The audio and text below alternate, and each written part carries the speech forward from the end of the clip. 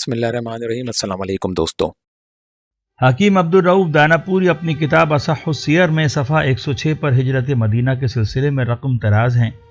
جب کفار نے دیکھا کہ اصحاب رسول اللہ چلے گئے، اپنا مال و متاع اور اپنے ذراری و اطفال یعنی بال بچوں کو بھی ساتھ لے گئے، اور اوس و خزرج کے قبیلے جو زبردست اور ذی اثر قبیلے ہیں وہ ان کے ساتھ ہیں، تو ان کو اب رسول اللہ صلی اللہ علیہ وسلم کی طرف سے سخت خطرہ ہوا۔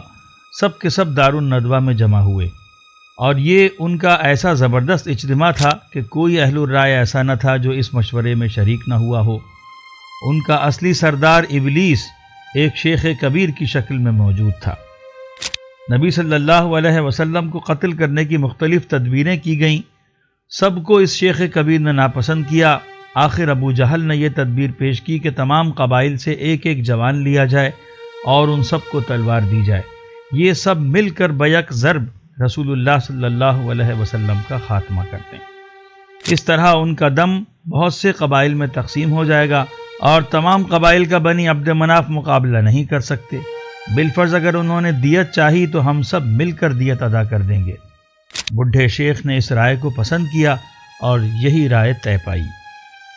ہجرت کا حکم اور ہجرت نبوی۔ نبی صلی اللہ علیہ وسلم کی خدمت میں حضرت جبرائیل علیہ السلام تشریف لائے، کفار کے مشورے کی خبر دی، ہجرت کا حکم ہوا اور فرمایا کہ آج رات کو اپنے بستر پر نہ سوئیں۔ نبی صلی اللہ علیہ وسلم نے ٹھیک دوپہر کے وقت جا کر حضرت صدیق رضی اللہ عنہ کو ہجرت کی خبر دے دی تھی۔ شب کے وقت کفار دروازے پر جمع ہو گئے اور مکان گھیر لیا۔ آپ صلی اللہ علیہ وسلم نے حضرت علی رضی اللہ عنہ کو اپنے بستر پر سلا دیا اور یہ آیت تلاوت فرمائی، وَجَعَلْنَا مِن بَيْنِ أَيْدِيهِمْ سَدًّا وَمِنْ خَلْفِهِمْ سَدًّا فَأَغْشَيْنَاهُمْ فَهُمْ لَا يُبْصِرُونَ، اور ایک مٹھی بتھا کی خاک لے کر پھینکی جو تمام کفار کے سروں پر پڑی، اور آپ صلی اللہ علیہ وسلم نکل کر چلے گئے۔ کسی کافر نے آپ کو نہ دیکھا۔ حضرت صدیق کے دروازے سے ان کے مکان میں گئے اور حضرت صدیق کو ساتھ لے کر دوسری طرف کھڑکی کے راستے سے روانہ ہو گئے۔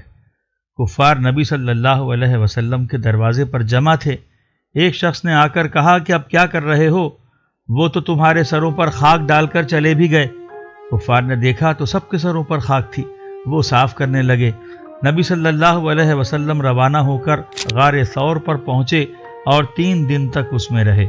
مکڑی نے جالا تن دیا، پرندوں نے اس پر انڈے دیے۔ کفار تلاش میں غار کے منہ تک پہنچے، مگر خدا نے آپ کو ان کے شر سے محفوظ رکھا۔ بہوالا اصح السیر صفحہ 106۔ یہ ہجرت کے واقعے کا ابتدائی حصہ ہے جو مکے سے غار ثور تک کے واقعات پر مبنی ہے۔ اس حصے میں خاص طور پر چند امور سامنے آتے ہیں۔ نمبر 1، صحابہ کرام رسول اللہ صلی اللہ علیہ وسلم سے قبل سب مدینے چلے گئے تھے اور اپنا مال و متاع بھی ساتھ لے گئے تھے۔ نمبر 2، ہجرت کے روز نبی کریم صلی اللہ علیہ وسلم حضرت ابو بکر رضی اللہ عنہ کے گھر دوبارہ تشریف لے گئے، ایک بار عین دوپہر کے وقت اور ایک بار رات کے وقت، دن میں صرف اطلاع دینے تشریف لے گئے تھے۔ نمبر 3، آپ نے ہجرت رات کے وقت اپنے گھر سے فرمائی۔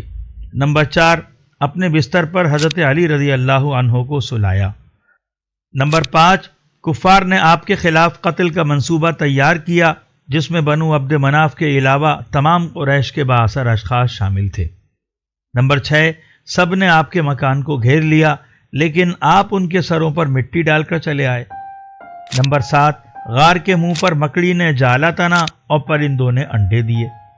نمبر 8، ابو بکر کے گھر سے غار ثور تک کے تمام واقعات کا کوئی ذکر حکیم صاحب نے نہیں کیا۔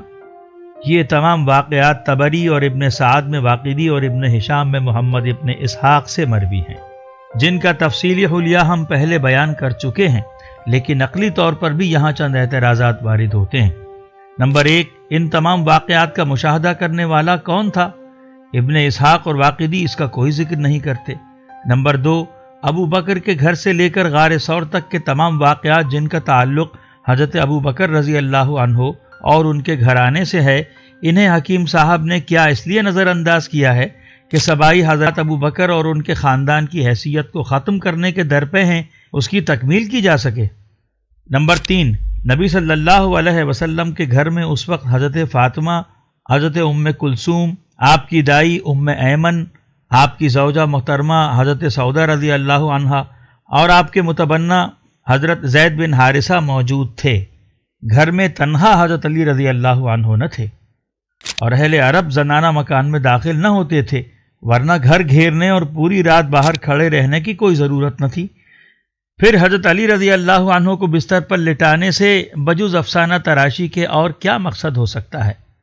آپ کی روانگی کی اطلاع تو صبح کے وقت کسی نہ کسی سے ہو سکتی تھی۔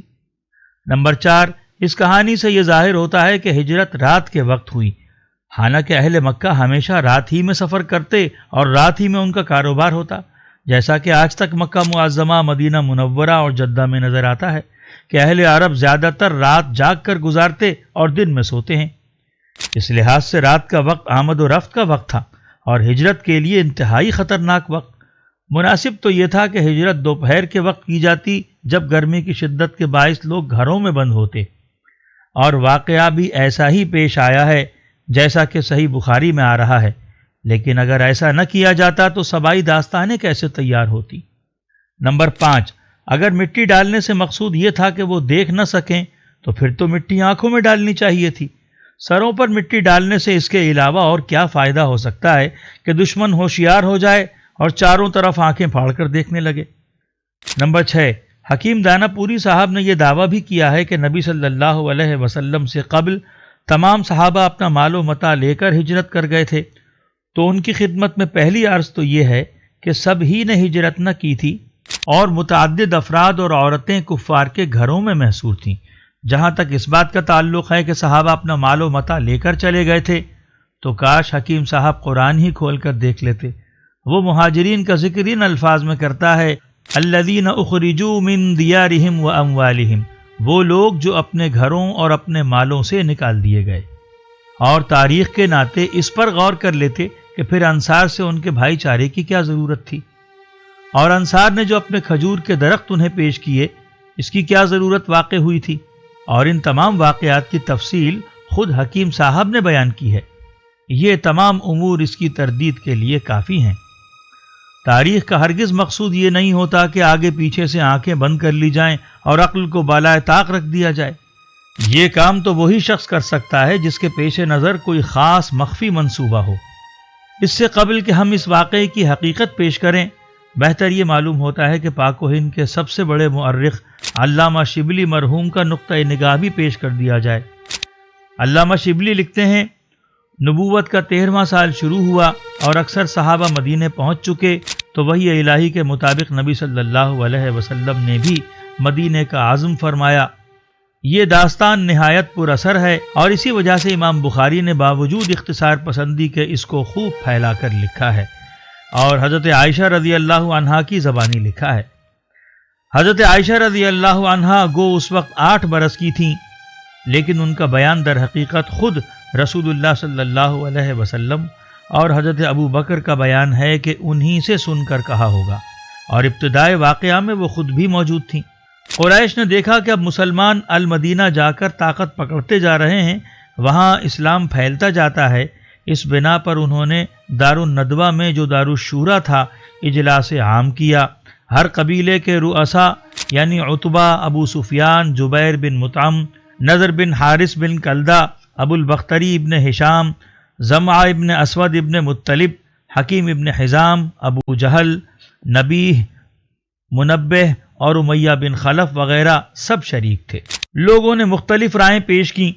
ایک نے کہا محمد کے پاؤں میں زنجیر ڈال کر مکان میں بند کر دیا جائے، دوسرے نے کہا جلا وطن کرنا کافی ہے، ابو جہل نے کہا ہر قبیلے سے ایک شخص منتخب ہو اور پورا مجمع ایک ساتھ مل کر تلواروں سے ان کا خاتمہ کر دے، اس صورت میں ان کا خون تمام قبائل میں بٹ جائے گا اور آل ہاشم اکیلے تمام قبائل کا مقابلہ نہ کر سکیں گے۔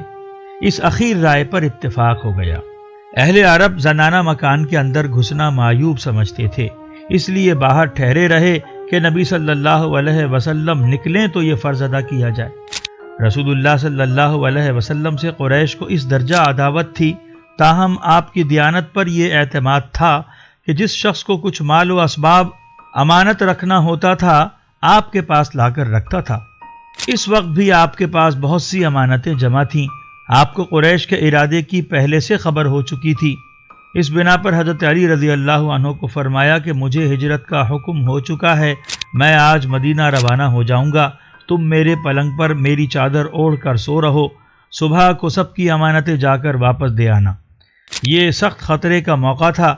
حضرت علی کو معلوم ہو چکا تھا کہ قریش آپ صلی اللہ علیہ وسلم کے قتل کا ارادہ کر چکے ہیں، اور آج رسول اللہ صلی اللہ علیہ وسلم کا بستر خواب قتل گاہ کی زمین ہے، لیکن فاتح خیبر کے لیے قتل گاہ فرش گل تھا۔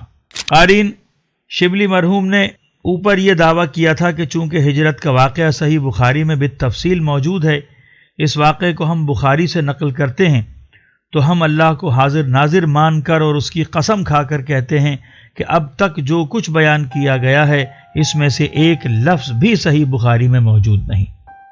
ہاں، ان کی اس داستان سرائی سے، جس کے اصل بانی ابن اسحاق اور واقدی ہیں، چند سوالات ضرور ذہن میں آتے ہیں۔ نمبر 1، جب اہل عرب زنان خانے میں داخل ہونے کو معیوب تصور کرتے تھے تو حضرت علی کو اپنے بستر پر لٹانے اور انہیں چادر اڑانے میں کیا حکمت پوشیدہ تھی، اور گھر میں ان کے لیے کیا خطرہ ہو سکتا تھا جو اسے بلا وجہ ہوا بنا کر پیش کیا جا رہا ہے؟ سبائیوں کے پیش نظر تو انہیں مشکل کشا بنانا تھا، لیکن اہل سنت کے پیش نظر آخر کیا ہے جو انہیں یہ قلابازیاں کھانے کی ضرورت پیش آئی؟ نمبر 2، حکیم عبد الرؤف نے مجلس شورا کے اجلاس سے بنو عبد مناف کو علیحدہ کیا تھا۔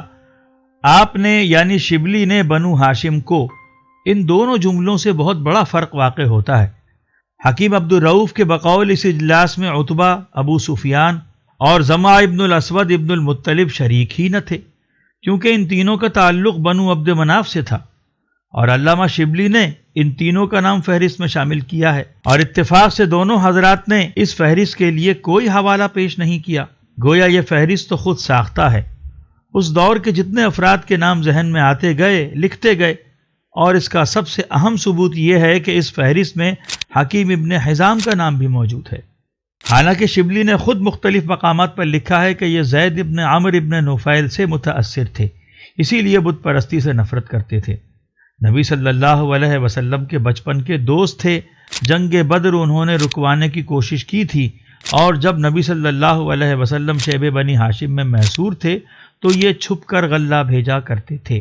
ایک جانب تو حالت کفر میں بھی ان کی یہ خوبیاں گنوائی جائیں اور انہیں نبی صلی اللہ علیہ وسلم کا دوست ثابت کیا جائے، دوسری جانب منصوبہ قتل میں ان کا نام شامل ہو۔ ظاہر ہے کہ یہ کسی خاص مقصد کے تحت ہمارے مورخین نے ان کا نام شامل کیا ہے۔ شبلی مرحوم آگے لکھتے ہیں، ہجرت سے 2-3 دن پہلے رسول اللہ صلی اللہ علیہ وسلم دوپہر کے وقت حضرت ابو بکر کے گھر پر گئے، دستور کے موافق دروازے پر دستک دی، اجازت کے بعد گھر میں تشریف لے گئے۔ حضرت ابو بکر سے فرمایا، کچھ مشورہ کرنا ہے، سب کو ہٹا دو۔ بولے کہ یہاں آپ کی حرم کے سوا کوئی نہیں ہے۔ اس وقت حضرت عائشہ سے شادی ہو چکی تھی۔ آپ نے فرمایا، مجھ کو ہجرت کی اجازت ہو گئی ہے۔ حضرت ابو بکر نے نہایت بے تابی سے کہا، میرے ماں باپ آپ پر فدا ہوں، کیا مجھ کو بھی ہمراہی کا شرف حاصل ہوگا؟ ارشاد ہوا، ہاں۔ حضرت ابو بکر رضی اللہ عنہ نے ہجرت کے لیے 4 مہینے سے 2 اونٹنیاں ببول کی پتیاں کھلا کھلا کر تیار کی تھیں، عرض کی کہ ان میں سے ایک آپ پسند فرمائیں۔ محسن عالم کو کسی کا احسان گوارا نہ ہو سکتا تھا۔ ارشاد ہوا، اچھا مگر بقیمت۔ حضرت ابو بکر نے مجبوراً قبول کیا۔ حضرت عائشہ رضی اللہ عنہا اس وقت کمسن تھیں۔ ان کی بڑی بہن حضرت اسماء رضی اللہ عنہا نے، جو حضرت عبداللہ ابن الزبیر کی والدہ تھیں، سفر کا سامان کیا، 2-3 دن کا کھانا ناشتے دان میں رکھا۔ نطاق، جس کو عورتیں کمر سے لپیٹتی ہیں، پھاڑ کر اس سے ناشتے دان کا منہ باندھا۔ یہ وہ شرف تھا جس کی بنا پر آج تک ان کو ذات النطاقین کے لقب سے یاد کیا جاتا ہے۔ علامہ شبلی نے یہ پیراگراف صحیح بخاری سے نقل کیا ہے، لیکن صحیح بخاری کے ابتدائی الفاظ میں برملا تحریف کی، کیونکہ بخاری میں تو اسی دن کا واقعہ بیان کیا گیا ہے، اور یہ ظاہر کیا گیا ہے کہ اسی وقت ابو بکر کے گھر سے ہجرت شروع ہو گئی۔ شبلی نے ابو بکر کے گھر جانے اور اس تمام گفتگو کو 2-3 دن قبل کا واقعہ بیان کیا ہے، تاکہ صحیح بخاری کا نام بھی باقی رہے اور واقدی اور ابن اسحاق کی داستان بھی ہاتھ سے نہ جائے۔ دراصل اس مقام پر علامہ شبلی نے 2 کشتیوں میں پاؤں ٹکا رکھے ہیں، یعنی حدیث اور تاریخ، اور چاہتے یہ ہیں کہ کوئی کشتی قابو سے باہر نہ ہو۔ لیکن اس کام کے لیے تاریخی داستان کا ساتھ چھوڑنے کے لیے تو وہ ہرگز تیار نہیں، بلکہ اس کی بقا کے لیے جا بجا حدیث میں ضرور تحریف سے کام لیا ہے۔ ایک جانب تو یہ مسلمہ حقیقت ہے کہ ہجرت کے وقت حضرت ابو بکر رضی اللہ عنہ آپ صلی اللہ علیہ وسلم کے ساتھ تھے، اور راہ کے تمام واقعات حضرت عائشہ نے انہی سے نقل کیے ہیں۔ سوال یہ ہے کہ اگر آپ صلی اللہ علیہ وسلم نے اپنے گھر سے ہجرت کی تھی تو ابو بکر کس وقت اور کہاں آپ سے آ کر ملے؟ حکیم عبد الرؤف نے اس کا یہ حل نکالا کہ رات کو دوبارہ نبی صلی اللہ علیہ وسلم کو حضرت ابو بکر کے گھر بھیجا تاکہ آپ وہاں سے زاد راہ لے سکیں اور سواری پر سوار ہو سکیں، لیکن شبلی نے زاد راہ 3 دن قبل بندوا لیا، حالانکہ کھانا 3 روز قبل کوئی نہیں بندواتا، اور وہ اشکالات اعلی حال ہی قائم رہے۔ یہ اشکالات اسی صورت میں رفع ہو سکتے تھے جبکہ صحیح بخاری کی روایت کو من وعن قبول کیا جاتا، لیکن پھر حضرت علی رضی اللہ عنہ کے لیے کانٹوں کا بستر کیسے تیار ہوتا اور ان کی یہ فضیلت کیسے ثابت ہوتی؟ حالانکہ نہ ہر فضیلت ہر صحابی کو حاصل ہوتی ہے اور نہ ہر صحابی کو ہر واقعے میں زبردستی گھسیٹا جا سکتا ہے۔ بہرحال شبلی آگے لکھتے ہیں، کفار نے جب آپ کے گھر کا محاصرہ کر لیا اور رات زیادہ گزر گئی تو قدرت نے ان کو بے خبر کر دیا اور نبی صلی اللہ علیہ وسلم ان کو سوتا ہوا چھوڑ کر باہر آئے۔ ہم علامہ شبلی کے شکر گزار ہیں کہ انہوں نے کم از کم سروں پر خاک ڈالنے اور پھر ہر ایک کے سر سے خاک جھڑوانے کے عمل کا تذکرہ نہیں کیا، کیونکہ انہیں بھی اس کے محمل ہونے کا احساس ہو گیا تھا، لیکن ہم قسم کھا کر یہ بھی کہتے ہیں کہ بخاری میں گھر کے محاصرہ کرنے اور رات کے نکلنے کا کوئی تذکرہ نہیں۔ شبلی آگے لکھتے ہیں، کعبے کو دیکھا اور فرمایا مجھ کو تمام دنیا سے عزیز ہے، لیکن تیرے فرزند مجھ کو رہنے نہیں دیتے۔ حیرت ہے کہ شب کی تاریکی میں کعبہ کیسے نظر آیا؟ کیا وہاں بجلی کے قمقمے جگمگا رہے تھے؟ شبلی آگے لکھتے ہیں، حضرت ابو بکر سے پہلے قرارداد ہو چکی تھی، یعنی یہ شبلی کے ذہن کی پیداوار ہے۔ دونوں صاحب پہلے جبل ثور کے غار میں جا کر پوشیدہ ہوئے، یہ غار آج بھی موجود ہے اور بوسہ گاہ خلائق ہے۔ حضرت ابو بکر کے بیٹے عبداللہ جو نوخیز جوان تھے، شب کو غار میں سوتے، صبح اندھیرے شہر چلے جاتے اور پتہ لگاتے کہ قریش کیا مشورہ کر رہے ہیں۔ جو کچھ خبر ملتی شام کو آ کر نبی صلی اللہ علیہ وسلم سے عرض کرتے۔ حضرت ابو بکر کا غلام کچھ رات گئے بکریاں چرا کر لاتا اور آپ صلی اللہ علیہ وسلم اور حضرت ابو بکر ان کا دودھ پی لیتے۔ 3 دن تک صرف یہی غذا تھی، لیکن ابن ہشام نے لکھا ہے کہ روزانہ شام کو حضرت اسما رضی اللہ عنہا گھر سے کھانا پکا کر غار میں پہنچا آتی تھیں۔ اس طرح 3 راتیں غار میں گزریں۔ صبح کو قریش کی آنکھیں کھلیں تو پلنگ پر نبی صلی اللہ علیہ وسلم کے بجائے حضرت علی رضی اللہ عنہ تھے۔ ظالموں نے آپ کو پکڑ کر اور تھوڑی دیر حرم میں لے جا کر رکھا اور پھر چھوڑ دیا۔ یہ جملہ شبلی نے طبری کے حوالے سے نقل کیا ہے، لیکن جب بقول شبلی عرب زنان خانے میں داخل نہ ہوتے تھے تو پھر مکان میں داخل ہوئے بغیر حضرت علی رضی اللہ عنہ بستر پر کیسے نظر آ گئے؟ اگر یہ کہا جاتا کہ حضرت علی جب ضرورت سے باہر نکلے تو ان سے پوچھ گچھ کی گئی تو اسے عقل سلیم قبول کر لیتی، لیکن پھر بستر پر سلانے کا عمل بیکار ہو جاتا۔ ہاں، طبری کے بیان سے یہ ضرور ثابت ہو گیا کہ حضرت علی کے لیے کوئی خطرہ نہ تھا، بلا وجہ بستر کو کانٹوں کا بستر بنایا جا رہا تھا، اس لیے کہ جس رد عمل کو ثابت کرنے کی کوشش کی جا رہی تھی وہاں وہ رد عمل کچھ بھی ظاہر نہیں ہوا، اور چند منٹ حرم میں بٹھانے کے بعد حضرت علی کو چھوڑ دیا گیا۔ اس سے یہ بات تو ثابت ہو گئی کہ حضرت علی رضی اللہ عنہ کے لیے کسی قسم کا کوئی خطرہ نہ تھا۔ شبلی آگے لکھتے ہیں، پھر کفار نبی صلی اللہ علیہ وسلم کی تلاش میں نکلے، ڈھونڈتے ڈھونڈتے غار کے دہانے تک آ گئے۔ آہٹ پا کر حضرت ابو بکر غمزدہ ہوئے اور نبی صلی اللہ علیہ وسلم سے عرض کی کہ اب دشمن اس قدر قریب آ گئے کہ اگر اپنے قدموں پر ان کی نظر پڑ جائے تو ہم کو دیکھ لیں گے۔ آپ صلی اللہ علیہ وسلم نے فرمایا، لا تحزن ان اللہ معنا، غم نہ کر، یقیناً اللہ ہمارے ساتھ ہے۔ مشہور ہے کہ جب کفار غار کے قریب آ گئے تو اللہ نے حکم دیا، دفتن ببول کا درخت اگا اور اس کی ٹہنیوں نے پھیل کر نبی صلی اللہ علیہ وسلم کو چھپا لیا، ساتھ ہی 2 کبوتر آئے اور گھونسلہ بنا کر انڈے دے دیے۔ حرم کے کبوتر انہی کبوتروں کی نسل سے ہیں۔ اس روایت کو مواہب لدنیہ میں تفصیل سے نقل کیا گیا ہے اور زرقانی نے بزار وغیرہ سے اس کے ماخذ بتائے ہیں، لیکن یہ تمام روایتیں غلط ہیں۔ اس روایت کا اصل راوی عون بن عمرو ہے۔ اس کی نسبت امام فن رجال یحییٰ ابن معین کا قول ہے لا شیء، یعنی یہ ہیچ ہے۔ امام بخاری نے کہا کہ وہ منکر الحدیث اور مجہول ہے۔ اس روایت کا ایک اور راوی ابو مصعب مکی ہے، وہ مجہول الحال ہے، چنانچہ علامہ ذہبی نے میزان الاعتدال میں عون ابن عمرو کے حال میں یہ تمام اقوال نقل کیے ہیں اور خود اس روایت کا بھی ذکر کیا ہے۔ بحوالہ سیرت النبی جلد نمبر 1 صفحہ 272۔ اس روایت کے موضوع ہونے میں ہم بھی شبلی نعمانی سے متفق ہیں، لیکن کاش وہ ہر روایت کی اسی طرح چھان بین کر لیتے تو کیا اچھا ہوتا۔ ہماری تاریخ کا سب سے بڑا المیہ یہی ہے کہ تاریخ کے معاملے میں سب نے چشم پوشی اختیار کی اور کسی نے بھی اسے تنقیدی نگاہ سے نہیں دیکھا۔ شیعوں نے اسے اپنے مذہبی اور سیاسی مفاد کے لیے استعمال کیا، جس کے نتیجے میں ہم سبائی داستانوں کے پھندوں میں ایسے پھنسے کہ گلے تک اس میں دھنستے چلے گئے اور کسی کو احساس بھی نہ ہوا کہ کیا ہو رہا ہے، حتیٰ کہ وہی داستانیں اب ہمارے لیے دین و ایمان بن گئیں۔ اب صحیح بخاری کی حدیث کی جانب آئیے کہ وہ کیا ثابت کر رہی ہے۔ ہم ہجرت کا پورا تفصیلی واقعہ صحیح بخاری سے پیش کیے دیتے ہیں، لیکن امام بخاری نے حضرت عائشہ رضی اللہ عنہا کی زبانی ایک ساتھ 2 ہجرتوں کا ذکر کیا ہے، ایک حضرت ابو بکر کی ہجرت حبشہ اور دوسری ہجرت مدینہ کا۔ ہم ام المومنین کی پوری حدیث پیش کیے دیتے ہیں تاکہ قارئین کے سامنے حضرت ابو بکر اور نبی کریم صلی اللہ علیہ وسلم کے باہمی تعلقات اور حضرت ابو بکر کے گھرانے کی حیثیت کھل کر سامنے آ جائے اور قارئین کو یہ بھی اندازہ ہو جائے کہ ان سبائیوں نے کیا کیا تحریفیں کی ہیں اور ابو بکر کے مقام کو گرانے کے لیے کیا کیا طریقے اختیار کیے ہیں۔ امام بخاری رحمہ اللہ نے اس واقعے کو جس اعلیٰ سند کے ساتھ نقل کیا ہے اس پر کتب تاریخ کی تمام سندات قربان کی جا سکتی ہیں، یعنی امام یحییٰ ابن بکیر، امام لیث ابن سعد، عقیل، امام زہری، عروہ ابن الزبیر، ان میں سے ہر راوی جہاں ثقہ اور مسلمہ امام ہیں وہاں ان میں سے ہر ایک اپنے استاد کی خدمت میں سال ہا سال رہا ہے۔ کوئی راہ چلتے سنی سنائی ہوائی گپ نہیں۔ الغرض امام بخاری حضرت عائشہ رضی اللہ عنہا سے نقل کرتے ہیں۔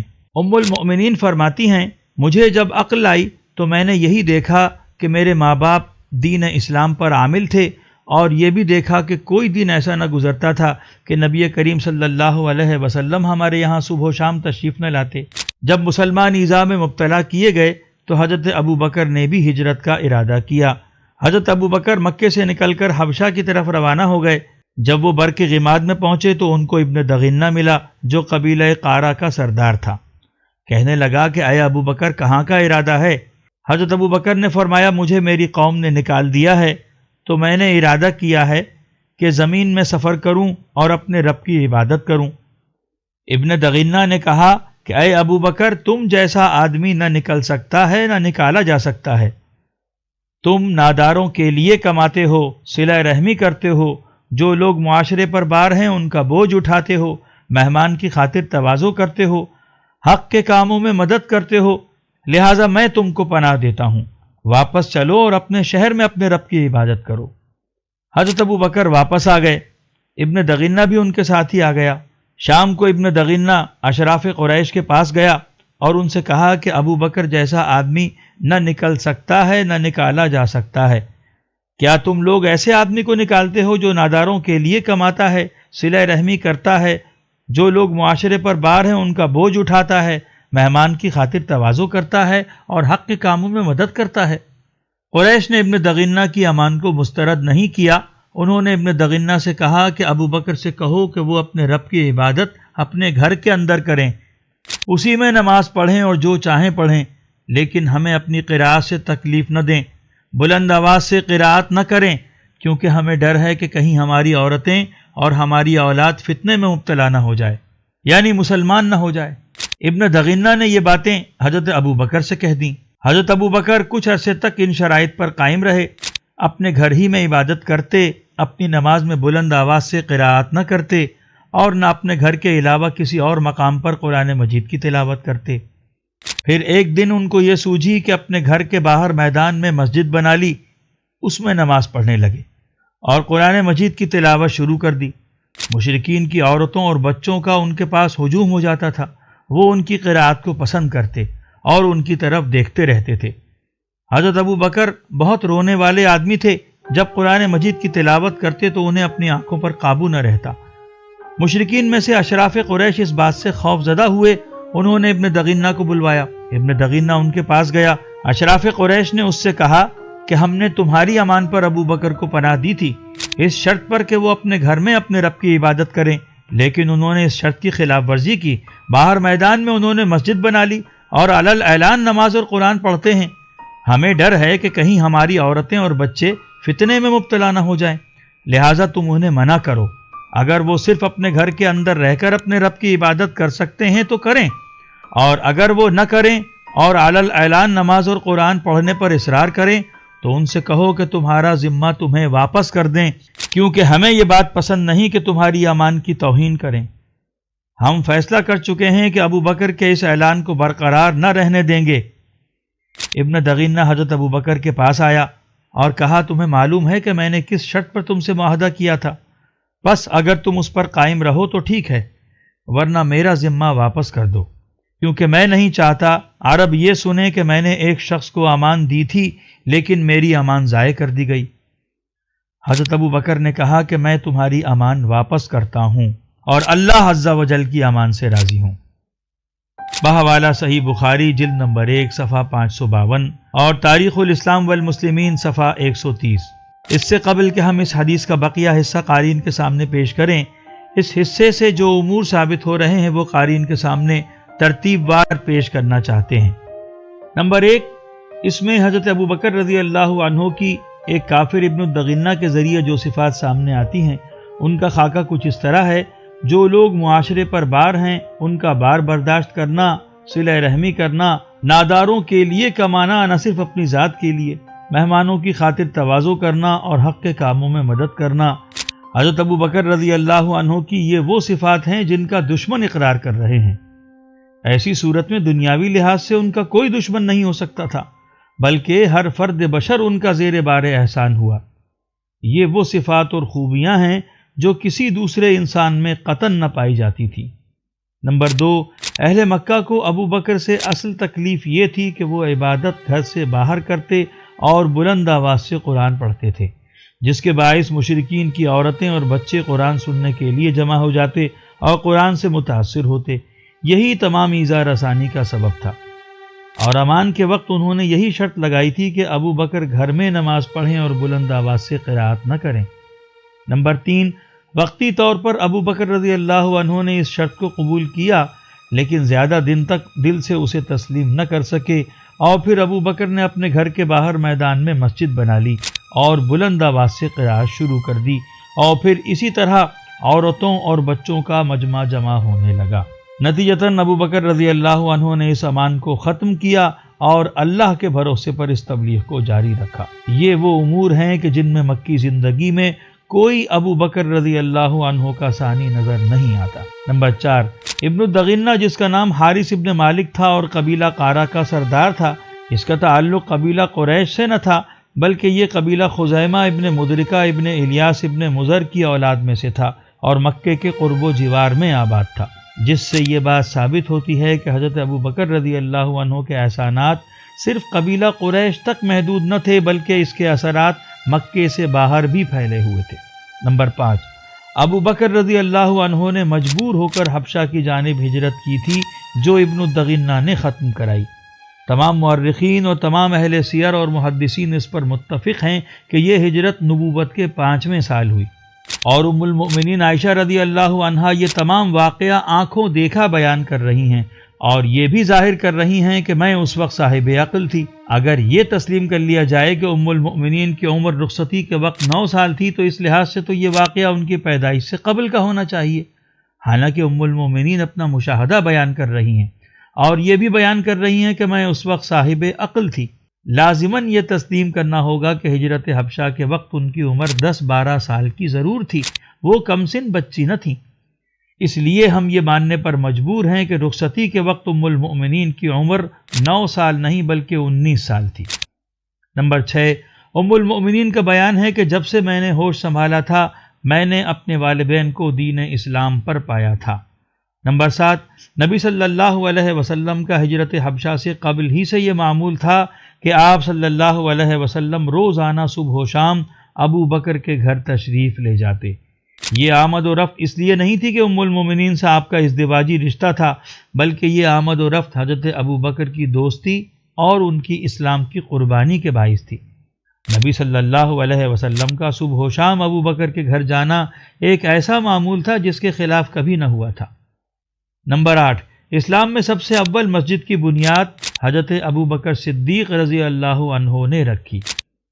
نمبر 9، ابو بکر رضی اللہ عنہ کی تبلیغ ہی کا اثر تھا کہ مکی زندگی میں جتنے افراد ایمان لائے ان میں سے بیشتر افراد نے ابو بکر رضی اللہ عنہ کی تبلیغ سے ایمان قبول کیا۔ اب اس حدیث کا اگلا حصہ ملاحظہ کیجئے۔ پھر ہجرت مدینہ کے قریب رسول اللہ صلی اللہ علیہ وسلم نے مسلمانوں سے فرمایا، مجھے ہجرت کا مقام دکھایا گیا ہے، یہ ایک ایسی سرزمین ہے جس میں کھجوریں ہیں، اس کے دو طرف پتھریلے میدان ہیں۔ نتیجتاً بہت سے مسلمان مدینہ ہجرت کر کے چلے گئے، اور جنہوں نے حبشہ ہجرت کی تھی ان میں سے بہت سے افراد مدینہ ہجرت کر گئے۔ ابو بکر رضی اللہ عنہ نے بھی مدینہ جانے کی تیاریاں کی۔ رسول اللہ صلی اللہ علیہ وسلم نے ان سے ارشاد فرمایا، تم ابھی ٹھہرو، کیونکہ مجھے امید ہے کہ اللہ تعالیٰ کی جانب سے مجھے بھی ہجرت کی اجازت مل جائے گی۔ حضرت ابو بکر رضی اللہ عنہ نے عرض کیا، میرے ماں باپ قربان، کیا آپ کو بھی عنقریب اجازت ملنے کی امید ہے؟ آپ صلی اللہ علیہ وسلم نے فرمایا، ہاں۔ پس ابو بکر نبی صلی اللہ علیہ وسلم کی رفاقت کی خاطر رک گئے۔ ابو بکر رضی اللہ عنہ کے پاس 2 اونٹنیاں تھیں جنہیں وہ 4 ماہ تک بیری کے پتے کھلاتے رہے۔ بحوالہ تاریخ الاسلام والمسلمین صفحہ 157 اور بخاری جلد نمبر 1 صفحہ 553۔ یعنی ہجرت کے لیے آپ صلی اللہ علیہ وسلم نے جو خواب دیکھا تھا، اس کے بعد آپ صلی اللہ علیہ وسلم 4 ماہ تک مکے میں مقیم رہے اور ابو بکر کو بھی روکے رکھا۔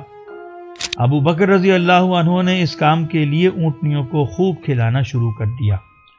ام المومنین حضرت عائشہ رضی اللہ عنہ فرماتی ہیں، ایک روز ہم سب گھر میں بیٹھے ہوئے تھے، عین دوپہر کا وقت تھا کہ رسول اللہ صلی اللہ علیہ وسلم تشریف لائے۔ گھر کے کسی فرد نے دور سے دیکھ کر کہا کہ رسول اللہ صلی اللہ علیہ وسلم سر مبارک پر کپڑا لپیٹے ہوئے تشریف لا رہے ہیں کہ اس سے پہلے اس وقت کبھی تشریف نہ لائے تھے۔ حضرت ابو بکر نے عرض کیا، میرے ماں باپ آپ پر قربان، اللہ کی قسم آپ اس وقت یعنی خلاف معمول جو تشریف لائے ہیں تو ضرور کوئی اہم کام ہے۔ اتنے میں رسول اللہ صلی اللہ علیہ وسلم ابو بکر کے مکان پر پہنچ گئے۔ رسول اللہ صلی اللہ علیہ وسلم نے اجازت طلب کی، آپ کو اجازت دی گئی۔ رسول اللہ صلی اللہ علیہ وسلم اندر تشریف لے آئے۔ آپ نے حضرت ابو بکر سے فرمایا، یہاں جو لوگ موجود ہیں انہیں باہر کر دو۔ حضرت ابو بکر نے عرض کیا، اے اللہ کے رسول، میرے ماں باپ آپ پر قربان، یہ تو آپ ہی کے گھر والے ہیں، یہ دونوں میری بیٹیاں ہیں، عائشہ اور اسما۔ رسول اللہ صلی اللہ علیہ وسلم نے فرمایا، مجھے یہاں سے جانے کا حکم مل گیا ہے۔ حضرت ابو بکر رضی اللہ عنہ نے عرض کیا، اے اللہ کے رسول، میرے ماں باپ آپ پر قربان، مجھے بھی اپنی رفاقت میں لے لیجئے۔ آپ نے فرمایا، ہاں۔ اس پر ابو بکر نے عرض کیا، میرے ماں باپ آپ پر قربان، ان دونوں اونٹنیوں میں سے ایک اونٹنی آپ لے لیجئے، ان کو سفر ہی کے لیے تیار کیا ہے۔ آپ نے فرمایا، قیمتاً لوں گا۔ ام المومنین فرماتی ہیں، ہم نے جلدی جلدی سامان سفر تیار کیا، کچھ کھانا چمڑے کے ایک تھیلے میں رکھ دیا۔ حضرت اسما نے حضرت ابو بکر سے کہا، میرے پاس تھیلا باندھنے کے لیے سوائے میرے کمر بند کے اور کچھ نہیں۔ حضرت ابو بکر رضی اللہ عنہ نے فرمایا، اس کے 2 ٹکڑے کر لو۔ حضرت اسما نے اپنے کمر بند کے 2 ٹکڑے کیے، ایک سے مشکیزہ اور تھیلے کا منہ باندھ دیا اور دوسرے ٹکڑے سے اپنے کمر بند کو باندھ لیا۔ اسی وجہ سے ان کا لقب ذات النطاقین یعنی 2 کمر بند والی ہو گیا۔ پھر رسول اللہ صلی اللہ علیہ وسلم اور حضرت ابو بکر اپنی اپنی سواریوں پر روانہ ہو گئے اور غار ثور میں جا کر چھپ گئے۔ ان الفاظ کو غور سے پڑھیے اور پوری حدیث پر نظر ڈالیے تو یہ بات واضح طور پر نظر آ رہی ہے کہ ہجرت کے دن رسول اللہ صلی اللہ علیہ وسلم خلاف معمول دوپہر کے وقت ابو بکر رضی اللہ عنہ کے گھر گئے، اسی وقت سامان سفر تیار ہوا اور اسی وقت ان دونوں حضرات نے ہجرت کی اور غار ثور میں جا کر چھپ گئے۔ یہ الفاظ اس امر کی شہادت دے رہے ہیں کہ ہجرت کی ابتدا حضرت ابو بکر رضی اللہ عنہ کے گھر سے ہوئی۔ نبی صلی اللہ علیہ وسلم نے ہجرت اپنے گھر سے نہیں فرمائی عین دوپہر کے وقت ہوئی، رات کے وقت نہیں ہوئی، اور اس راز میں ابو بکر رضی اللہ عنہ کے گھرانے کے علاوہ کوئی اور فرد شریک نہیں تھا۔ بخاری کے عربی الفاظ بھی ملاحظہ کیجیے۔ ثم لحق رسول اللہ صلی اللہ علیہ وسلم و ابو بکر بغار فی جبل ثور، کہ پھر رسول اللہ صلی اللہ علیہ وسلم اور ابو بکر جبل ثور کے غار میں پہنچ گئے۔ بخاری جلد نمبر 1 صفحہ 553۔ بخاری کے محشی مولانا احمد علی سہارنپوری نے قسطلانی کے حوالے سے واقدی کا یہ بیان نقل کیا ہے کہ نبی صلی اللہ علیہ وسلم اور ابو بکر مکان کی پچھلی جانب جو کھڑکی تھی اس سے خاموشی سے نکل کر اپنی اپنی سواری پر سوار ہو گئے، یہاں تک کہ حدیث سے چند امور خود بخود ثابت ہو گئے۔ نمبر 1، ہجرت ابو بکر رضی اللہ عنہ کے گھر سے ہوئی، لہذا حضرت علی رضی اللہ عنہ کو بستر پر لٹانے اور قتل کے خوف کی کہانی سب بے سر و پا داستان ہے، کیونکہ یہ ہجرت عین دوپہر کے وقت ہوئی ہے، نہ کہ رات کے وقت۔ بلکہ ہوا یہ ہے کہ ادھر نبی صلی اللہ علیہ وسلم کو ہجرت کا حکم ہوا اور فوراً آپ ابو بکر کے گھر تشریف لے گئے اور ہجرت فرمائی۔ کئی روز قبل سے کوئی منصوبہ بندی نہیں ہوئی تھی۔ نمبر 2، یہ دعویٰ بھی غلط ہے کہ نبی صلی اللہ علیہ وسلم ابو بکر کے گھر 2 دفعہ تشریف لے گئے، ایک بار دن اور ایک بار شب میں، اور یہ بھی غلط ہے کہ ابو بکر کے گھر 2-3 روز قبل گئے تھے اور اسی وقت زاد راہ لے آئے تھے۔ بخاری کے الفاظ کھل کر اس کی تردید کر رہے ہیں۔ نمبر 3، شبلی کا یہ دعویٰ کہ اسما رضی اللہ عنہا نے زاد راہ تیار کیا کیونکہ ام المؤمنین کم سن تھیں، یہ بھی غلط ہے، کیونکہ ام المؤمنین فرما رہی ہیں ہم نے جلدی سے سامان سفر تیار کیا، گویا اس تیاری میں ام المؤمنین بھی برابر کی شریک تھیں۔ نمبر 4، ہمارے مورخین کا اصل مرض یہی ہے کہ وہ ابن اسحاق، واقدی، طبری، سلمۃ الابرش وغیرہ جیسے لوگوں کے مقابلے میں حدیث صحیح تک کو چھوڑ دیتے ہیں۔ اردو زبان میں کہیں کہیں شبلی نے اس طریقہ کار کو تبدیل کیا اور سید سلیمان ندوی مرحوم نے اس کام کو مزید آگے بڑھایا، لیکن ان کے علاوہ دیگر مصنفین نے وہی اپنی پرانی ڈگر قائم رکھی، بلکہ بعض حضرات نے تو ان تاریخی داستانوں کے باعث احادیث کا مذاق اڑایا اور منکرین حدیث نے تو اسے اپنا وتیرہ بنا لیا ہے۔ اب حضرت عائشہ رضی اللہ عنہا کی بقیہ حدیث ملاحظہ ہو۔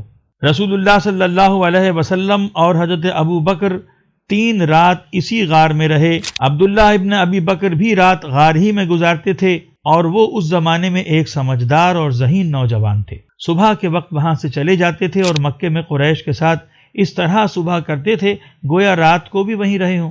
پس جو بات ان دونوں کے خلاف وہ مکے میں سنتے تھے اس کو محفوظ کر لیتے تھے، یہاں تک کہ اندھیرا ہو جانے کے بعد غار میں آ کر وہ یہ باتیں ان دونوں کو پہنچایا کرتے تھے۔ حضرت ابو بکر رضی اللہ عنہ کے غلام حضرت عامر ابن فہیرہ غار کے قریب بکریاں چرایا کرتے تھے۔ جب کچھ رات گزر جاتی تو وہ ان بکریوں کو ان دونوں کے پاس لے جاتے۔ رسول اللہ صلی اللہ علیہ وسلم اور حضرت ابو بکر رات کو انہی بکریوں کا دودھ پی لیا کرتے تھے۔ صبح کو اندھیرے ہی میں عامر بکریوں کو ہانک کر لے جایا کرتے تھے۔ تینوں راتوں میں انہوں نے ایسا ہی کیا۔ ان کی اس بات سے کوئی دوسرا چرواہا واقف نہ تھا۔ رسول اللہ صلی اللہ علیہ وسلم اور حضرت ابو بکر نے قبیلہ بنی دیل میں سے ایک شخص کو اپنی اجرت پر ملازم رکھ لیا تھا۔ یہ شخص بنو عبد بنی عدی کے گھرانے کا ایک فرد تھا اور راستہ بتانے میں بڑا ماہر تھا۔ یہ شخص عاص ابن وائل سہمی کا حلیف تھا اور ابھی تک کفار قریش کے دین پر تھا۔ رسول اللہ صلی اللہ علیہ وسلم اور حضرت ابو بکر نے اسے اپنا امین بنا لیا۔ غار ثور پہنچ کر دونوں اونٹنیاں اس کے حوالے کر دیں اور اس سے 3 رات بعد بوقت صبح اونٹنیاں لانے کا وعدہ لے لیا۔ تیسرے روز یہ دونوں حضرات اور ان کے ساتھ حضرت عامر ابن فہیرہ اور راہبر چلے اور ساحل کا رخ اختیار کیا۔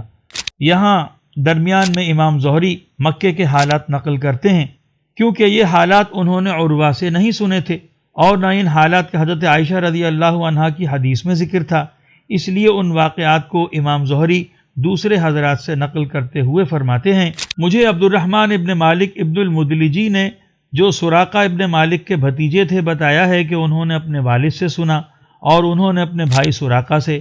وہ فرماتے ہیں کہ ہمارے پاس قریش کے قاصد آئے اور بولے کہ یا تو ان دونوں کو قید کر کے لاؤ اور اگر ان میں کوئی قتل ہو جائے گا تو اس کی دیت ہمارے ذمہ ہوگی۔ قریش نے رسول اللہ صلی اللہ علیہ وسلم اور ابو بکر رضی اللہ عنہ کو گرفتار کر کے لانے کا یا قتل کر دینے کی صورت میں ہر ایک کے عوض 100 اونٹ دینے کا فیصلہ کیا ہے۔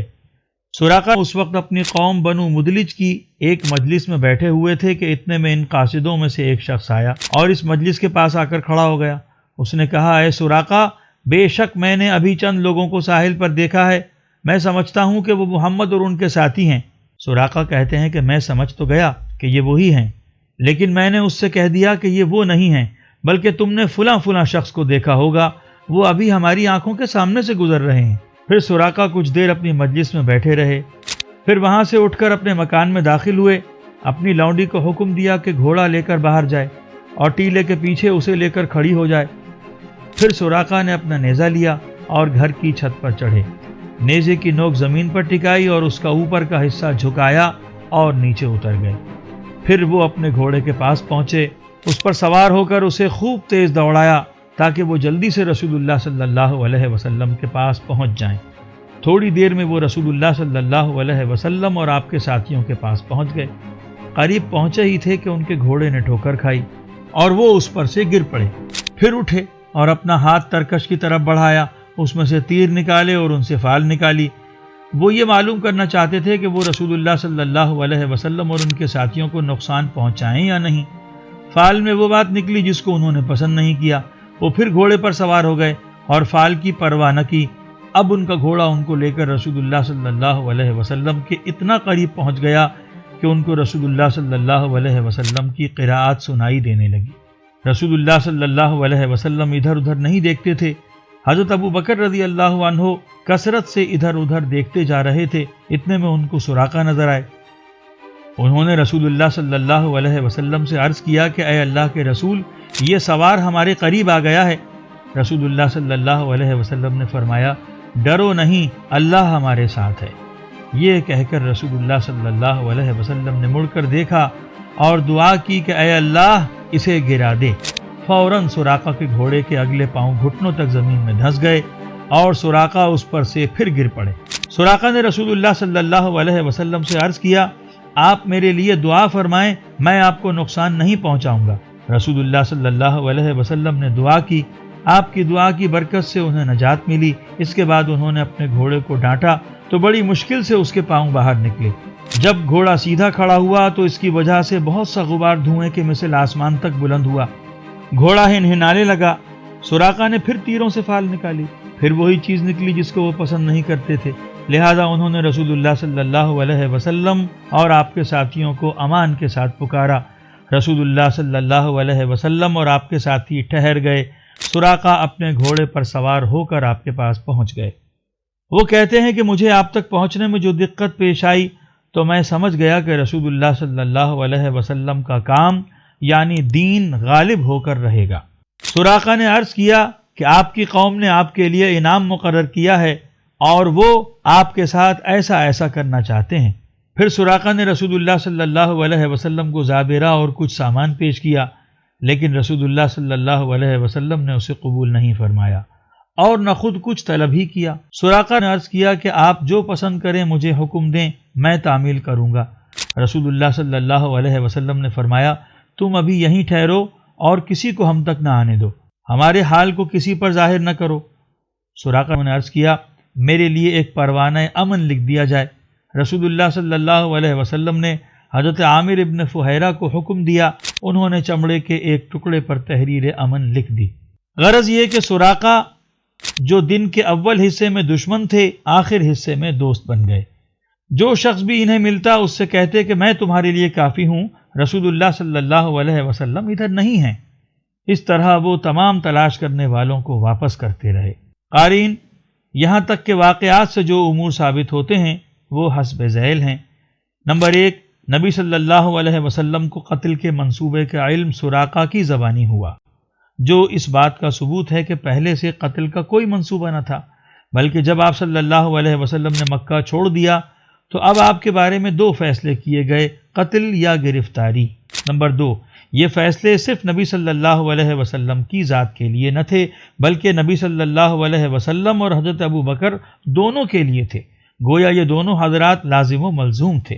ان دونوں کے علاوہ کسی کے قتل یا گرفتاری کا کوئی فیصلہ نہ تھا، جو کسی کے لیے خطرے کا باعث ہوتا۔ نمبر 3، یہ تمام سفر اور اس کی تیاری سب کی سب ابو بکر رضی اللہ عنہ اور ان کے گھرانے کی مرہون منت تھی، اور اس فضیلت میں ابو بکر اور ان کے گھرانے کے علاوہ کوئی دوسرا فرد ہرگز شریک نہ تھا۔ سبائی اسی خوبی کو برداشت نہ کر سکے اور انہوں نے واقعے کی نوعیت تبدیل کر ڈالی۔ نمبر 4، بخاری کی اس روایت میں ایک خوبی یہ بھی ہے کہ اس کی سند میں ایک بھی عجمی نہیں ہے، سب عرب ہیں۔ نمبر 5، یہ پہلا امن نامہ تھا جو حضرت ابو بکر رضی اللہ عنہ کے غلام حضرت عامر ابن فہیرہ نے تحریر کیا۔ امام زہری حضرت عائشہ رضی اللہ عنہ کی اصل روایت کی جانب لوٹتے ہیں اور آگے کی تفصیل میں بیان فرماتے ہیں کہ مجھ سے عروہ ابن زبیر نے بیان کیا ہے کہ اثناء راہ میں رسول اللہ صلی اللہ علیہ وسلم کو حضرت زبیر مائے چند مسلم تاجروں کے ملک شام سے آتے ہوئے ملے۔ عروہ انہی حضرت زبیر کے صاحبزادے ہیں، اور زبیر نبی صلی اللہ علیہ وسلم کے پھوپھیزاد بھائی اور ابو بکر کے داماد ہیں۔ ان کے نکاح میں حضرت عائشہ رضی اللہ عنہ کی بڑی بہن حضرت اسماء ہیں۔ اس رشتے سے ابو بکر عروہ کے نانا اور ام المؤمنین خالہ ہیں۔ حضرت زبیر رضی اللہ عنہ نے رسول اللہ صلی اللہ علیہ وسلم اور حضرت ابو بکر کو پہننے کے لیے سفید کپڑے پیش کیے۔ ان دونوں حضرات نے وہ کپڑے پہن لیے۔ مدینہ منورہ کے مسلمانوں کو جب مکے سے رسول اللہ صلی اللہ علیہ وسلم کی روانگی کی خبر ملی تو وہ ہر روز صبح کو مقام حرہ تک استقبال کے لیے آتے اور وہاں رسول اللہ صلی اللہ علیہ وسلم کا انتظار کرتے تھے، یہاں تک کہ انہیں دوپہر کی گرمی واپس کیا کرتی تھی۔ ایک روز وہ کافی دیر انتظار کرنے کے بعد جب لوٹ کر گھر واپس پہنچے تو ایک یہودی مدینہ منورہ کے ٹیلوں میں سے کسی ٹیلے پر کام کے لیے چڑھا۔ اس نے رسول اللہ صلی اللہ علیہ وسلم اور حضرت ابو بکر کو سفید لباس میں ملبوس مدینہ منورہ کی طرف آتے دیکھا۔ ان کی سفیدی اور چمک دمک کی وجہ سے سراب غائب ہو گیا تھا۔ وہ یہودی بے ساختہ چیخنے لگا کہ اے گروہ عرب، تمہارا مقصود آ پہنچا جس کا تم انتظار کر رہے تھے۔ یہ سنتے ہی تمام مومنین ہتھیار لے کر دوڑ پڑے اور مقام حرہ پہنچ کر رسول اللہ صلی اللہ علیہ وسلم کا استقبال کیا۔ وہاں سے رسول اللہ صلی اللہ علیہ وسلم داہنی طرف مڑ گئے، یہاں تک کہ چلتے چلتے آپ مدینے کی ایک مرتفع بستی یعنی بنی عمرو ابن عوف کے محلے میں جا اترے۔ وہ ربیع الاول کا مہینہ اور دوشنبے کا دن تھا۔ حضرت ابو بکر رضی اللہ عنہ لوگوں سے ملاقات کے لیے کھڑے ہوئے تھے اور رسول اللہ صلی اللہ علیہ وسلم خاموش بیٹھے ہوئے تھے۔ جن لوگوں نے رسول اللہ صلی اللہ علیہ وسلم کو نہیں دیکھا تھا وہ حضرت ابو بکر کے پاس آتے تھے اور ان کو اللہ کا رسول سمجھتے تھے، یہاں تک کہ جب رسول اللہ صلی اللہ علیہ وسلم پر دھوپ آ گئی تو ابو بکر نے آپ کے پاس کھڑے ہو کر آپ کے اوپر اپنی چادر سے سایہ کر لیا۔ اب لوگوں نے سمجھا کہ اللہ کے رسول یہ ہیں۔ رسول اللہ صلی اللہ علیہ وسلم نے وہاں 14 دن قیام فرمایا۔ آپ نے وہاں ایک مسجد کی بنیاد ڈالی جس کی بنیاد تقوی پر ہے، یعنی مسجد قباء۔ اس مسجد میں رسول اللہ صلی اللہ علیہ وسلم نماز پڑھتے رہے، حتیٰ کہ ایک دن آپ صلی اللہ علیہ وسلم نے انصار مدینہ کو بلوایا۔ انصار حاضر خدمت ہوئے اور سلام عرض کیا اور درخواست کی کہ آپ دونوں اطمینان کے ساتھ مدینہ چلیے، ہم آپ کی اطاعت کریں گے۔ رسول اللہ صلی اللہ علیہ وسلم اپنی سواری پر سوار ہو گئے اور مدینہ منورہ کی طرف چلے۔ لوگ بھی رسول اللہ صلی اللہ علیہ وسلم کے ساتھ چل رہے تھے۔ انصار نے رسول اللہ صلی اللہ علیہ وسلم اور حضرت ابو بکر کو ہتھیاروں سے گھیر رکھا تھا۔ مدینہ منورہ میں ہر طرف یہی چرچا تھا کہ اللہ کے نبی آ رہے ہیں۔ لوگ بلندیوں پر چڑھ کر نظارہ کر رہے تھے۔ بہت سے مرد و عورت گھروں کی چھتوں پر چڑھ گئے، لڑکے اور خادم راستوں میں پھیل گئے۔ وہ پکار پکار کر آپ کو مخاطب کر رہے، یا محمد یا رسول اللہ، یا محمد یا رسول اللہ۔ لوگ بار بار کہہ رہے تھے کہ اللہ کے نبی آ گئے، اللہ کے نبی آ گئے۔ اہل مدینہ ایسے خوش تھے کہ اس سے پہلے ایسے خوش کبھی نہ ہوئے تھے۔ رسول اللہ صلی اللہ علیہ وسلم کے قیام کے سلسلے میں باہم جھگڑ رہے تھے۔ ہر شخص یہی چاہتا تھا کہ میرے یہاں قیام فرمائیں۔ رسول اللہ صلی اللہ علیہ وسلم نے فرمایا، میں عبد المطلب کی ننیال یعنی بنو نجار کے یہاں قیام کروں گا۔ رسول اللہ صلی اللہ علیہ وسلم برابر چلتے رہے، یہاں تک کہ اونٹنی اس جگہ جا کر بیٹھ گئی جہاں بعد میں مسجد نبوی تعمیر ہوئی۔ رسول اللہ صلی اللہ علیہ وسلم نے فرمایا، انشاءاللہ یہی ہماری منزل ہے۔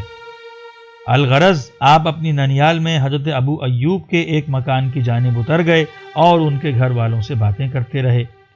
بحوالہ تاریخ الاسلام والمسلمین صفحہ 108 تا 163 اور بخاری جلد نمبر 1 صفحہ 553 تا 556۔ ہم نے پورا تفصیلی واقعہ اس لیے پیش کیا ہے کہ اول تو قارئین کے سامنے ہجرت رسول کا صحیح واقعہ آ جائے اور قارئین کو یہ بھی معلوم ہو جائے کہ ہجرت کے تمام واقعے میں از تا انتہا کوئی کردار ایسا نہیں جس کا تعلق حضرت ابو بکر رضی اللہ عنہ کی ذات سے نہ ہو۔ رفیق سفر گر ابو بکر ہیں تو رات کو غار میں ساتھ سونے والے ابو بکر کے بیٹے عبداللہ ہیں۔